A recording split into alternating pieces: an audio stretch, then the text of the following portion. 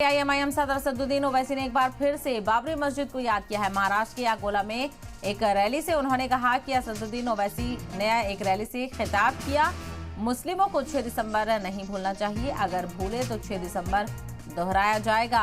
भारत में मुस्लिमों के साथ गलत रवैया हिटलर के जमाने में यहूदियों जैसा रवैया ही हिंदुस्तान में मुसलमानों के साथ इख्तियार किया हुआ है।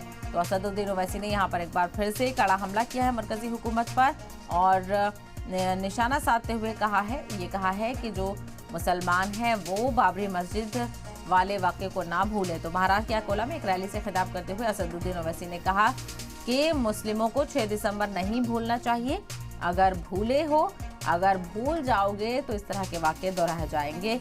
मुस्लिमों को 6 दिसंबर को नहीं भूलना चाहिए। भारत में मुस्लिमों के साथ गलत रवैया इख्तियार किया जा रहा है और उन्होंने इसकी मवाजना हिटलर के दौर से की। उन्होंने कहा कि जिस तरह से हिटलर के दौर में यहूदी महसूस करते थे, कुछ उसी तरह का रवैया जो सरकार है उसकी तरफ से मुसलमानों की तरफ इख्तियार किया गया है। उनके हुकूक की पासदारी नहीं हो रही है। तो दूसरी तरफ असदुद्दीन ओवैसी ने 6 दिसंबर के वाक़े को दोबारा याद दिलाया और कहा कि 6 दिसंबर अगर भूल जाओगे तो इसी तरह से ये वाक़या दोबारा हो सकता है किसी और जगह पर। तो आपको बताते चलें, आखिरकार सुप्रीम कोर्ट के फैसले के बाद राम मंदिर की तामीर हुई और इसका इफ्तिताह हो चुका है, आम लोगों के लिए बाज़ाब्ता तौर पर खुल चुका है।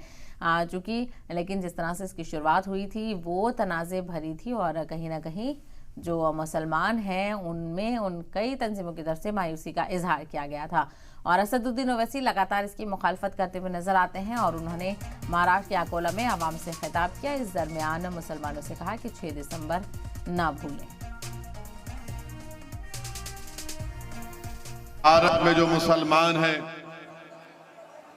वो अपने आप को हिटलर के जमाने में जो यहूदी अपने आप को महसूस करते थे उसी तरह आज अपने आप को महसूस कर रहे हैं। भारत के मुसलमानों को भी 6 दिसंबर को याद रखना पड़ेगा।